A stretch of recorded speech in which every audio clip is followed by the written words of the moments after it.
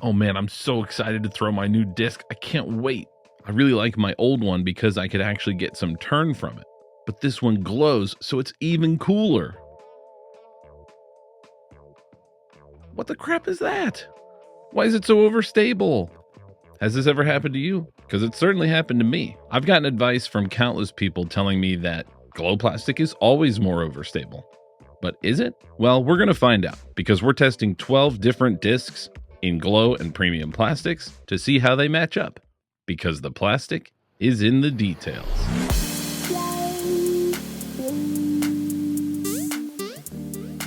Hey everyone, it's Greg from Six Sided Discs. Before we get into these matchups today, we need to think about why would the plastic change the stability of the disc? And it's time to get scientific because there's two main factors that could change the flight characteristics simply based on the plastic.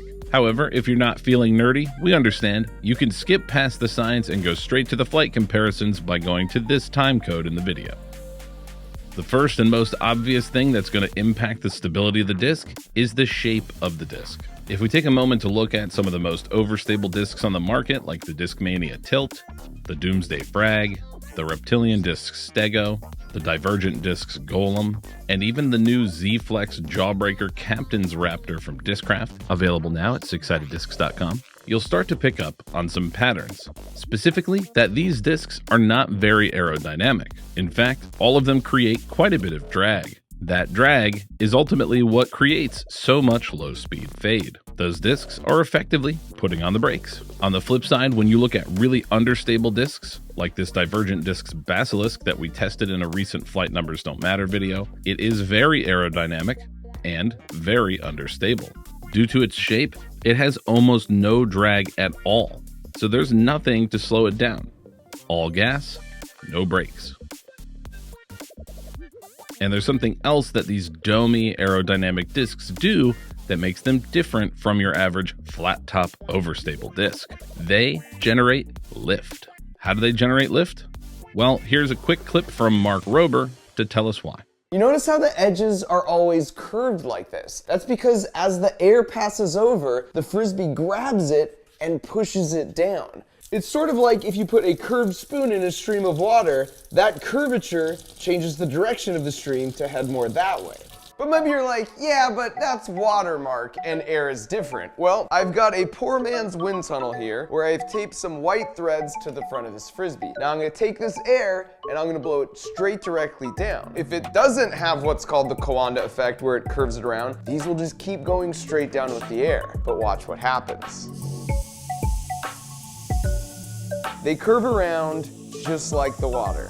And here's why that matters. The Frisbee is basically curving air down all around it. This is like it's wearing a jetpack. Because if you wear a jetpack, Newton's third law, you push a bunch of air down, that reacts and pushes you up in the air. Well, that's what a Frisbee is doing. It's jetpacking itself to stay afloat using the Coanda effect. And that's just cool.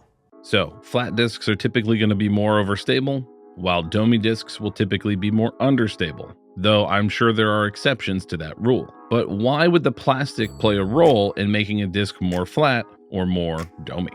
Well, to illustrate that, I have an example. This is a DX Rhino, and as you can see, it is very flat. This is a Halo Star Rhino, and if you look closely, you'll notice that it has a slight dome, quite a bit more than the DX version. Now, both of those discs are created using the same mold, but the only difference is the plastic and possibly the conditions like temperature and humidity of the place where they were molded.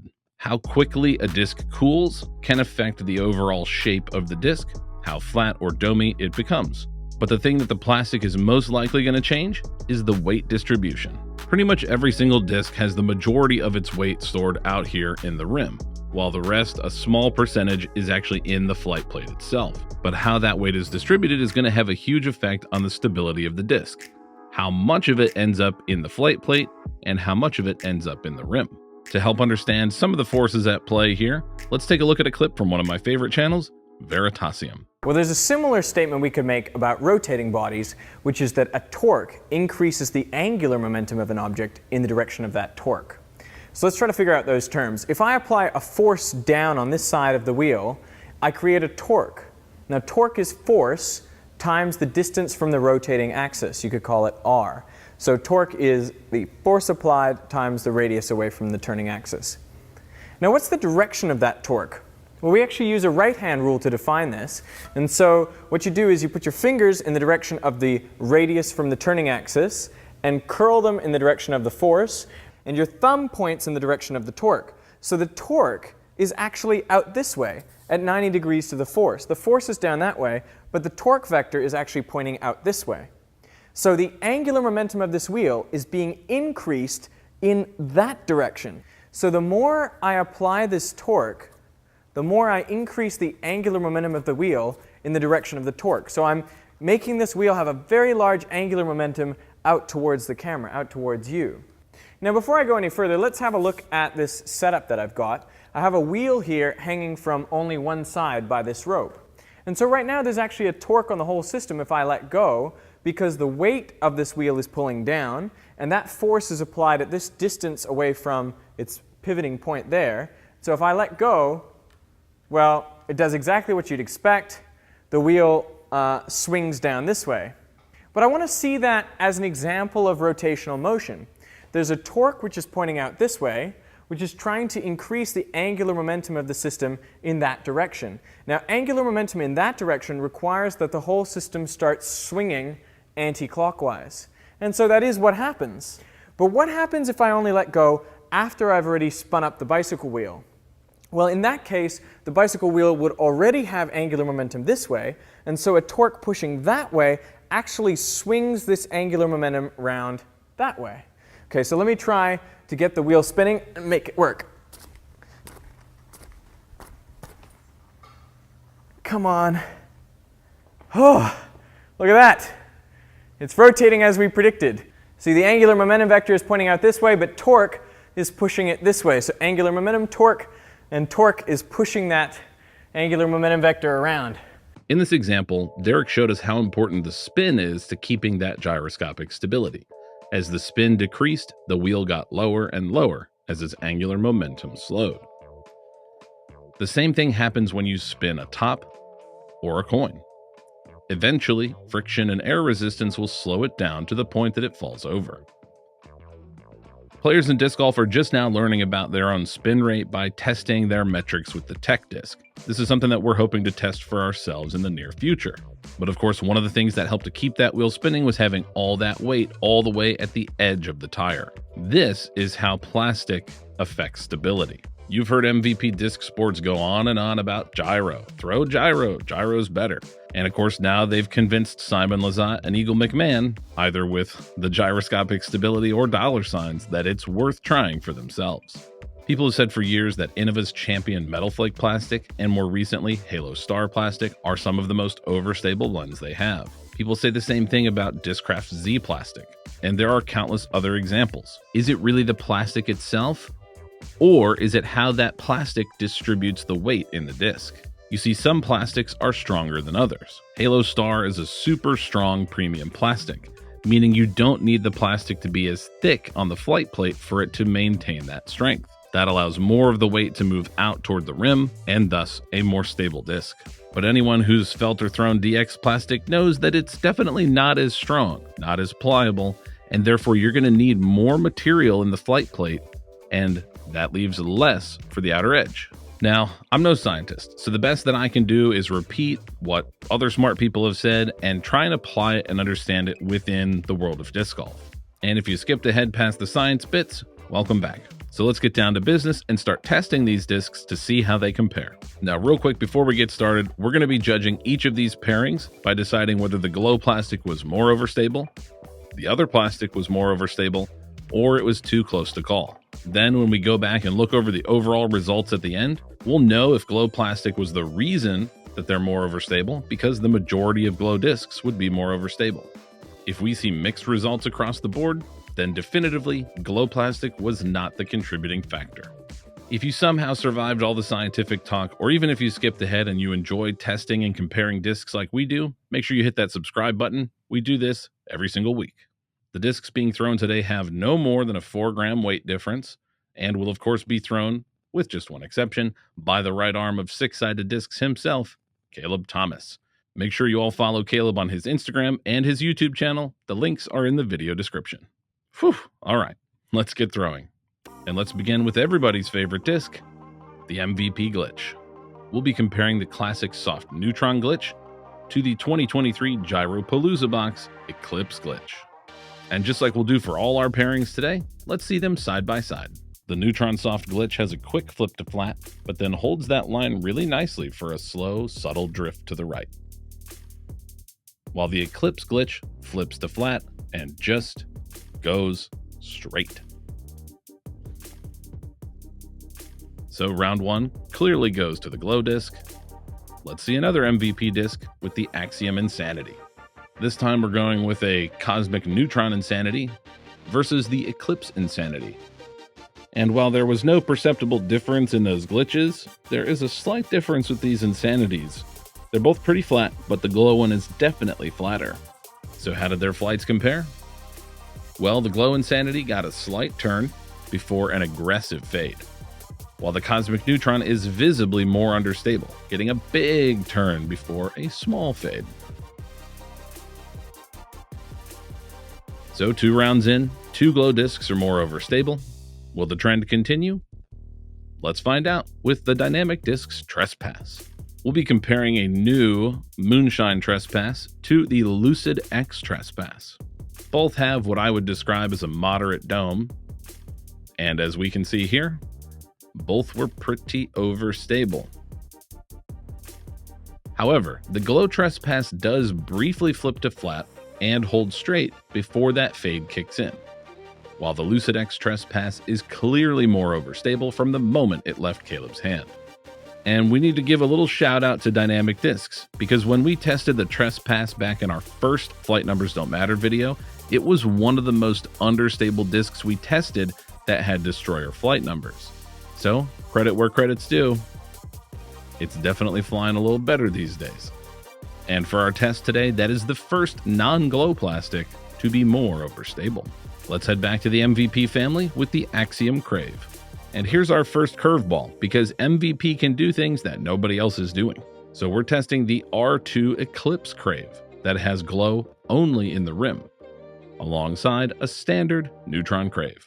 And here we see both getting some turn. While the Neutron Crave has a little bit of fade, the R2 Eclipse has none. It just continues to turn. So another tally for the other plastic column, and we're all square now at 2 each. Next, let's see a pair of different Innova molds, beginning with the Shrike. The Shrike is a fast, long-distance bomber, and we'll be comparing it in Star and Champion Glow. And I will be the first to admit both of these throws were slightly nose up, but at least they have that in common. What they don't have in common, though, is stability, because the Champion Glow Shrike was definitely a bit more understable. So I wouldn't say it's the most definitive result, but let's see if that trend continues with the Innova Turn. We have the Innova Turn in Star Plastic, as well as Champion Glow. And for these two, they were both super understable.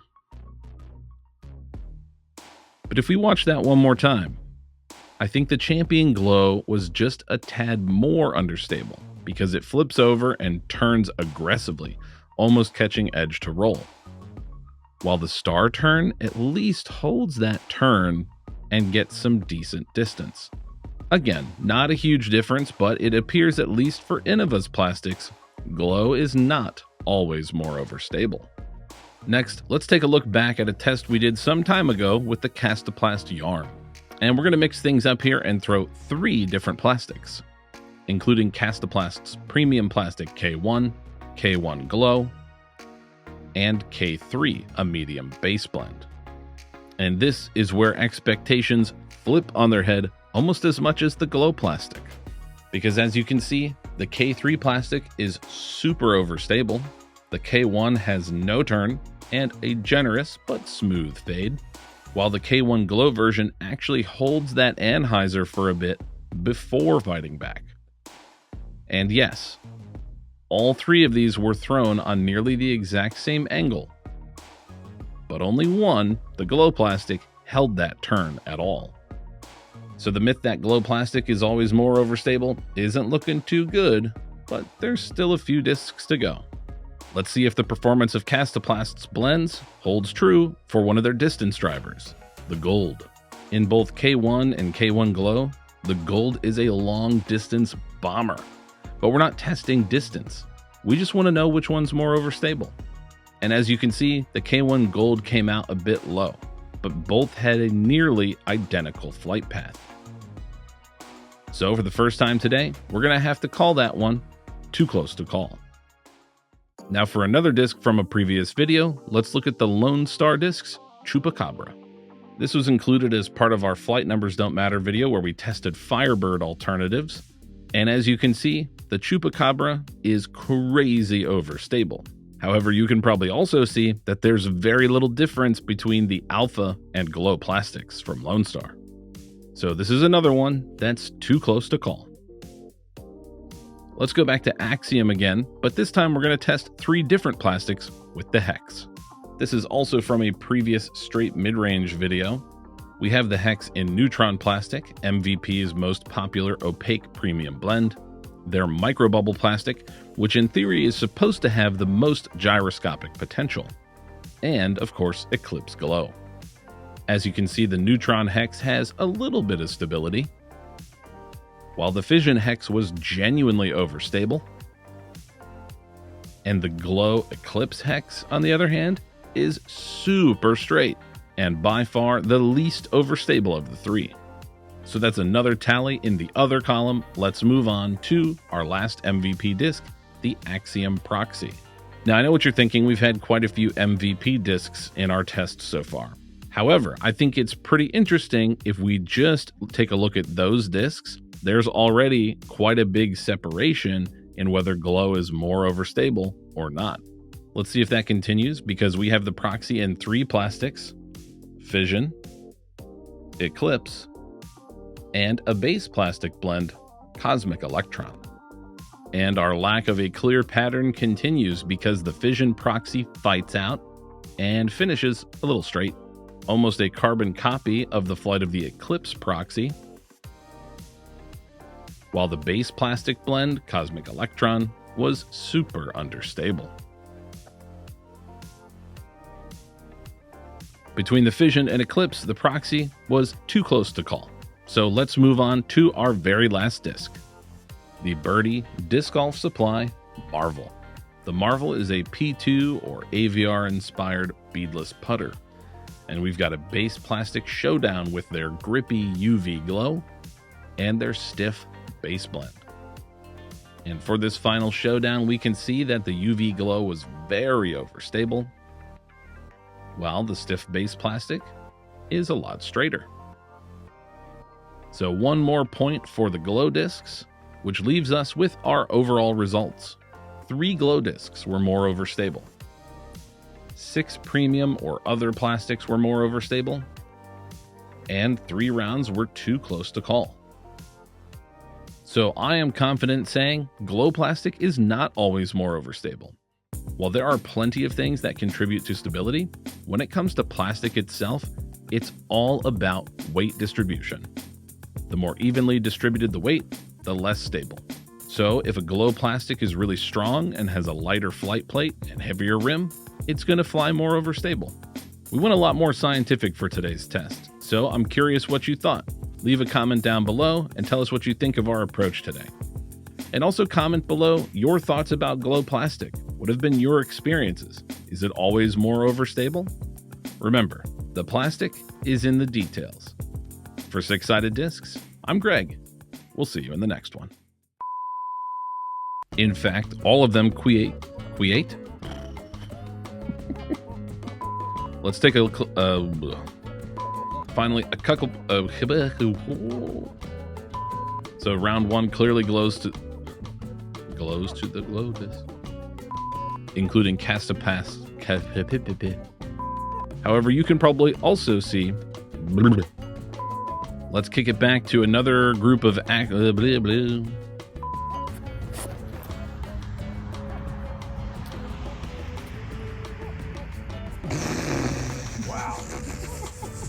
That was really straight.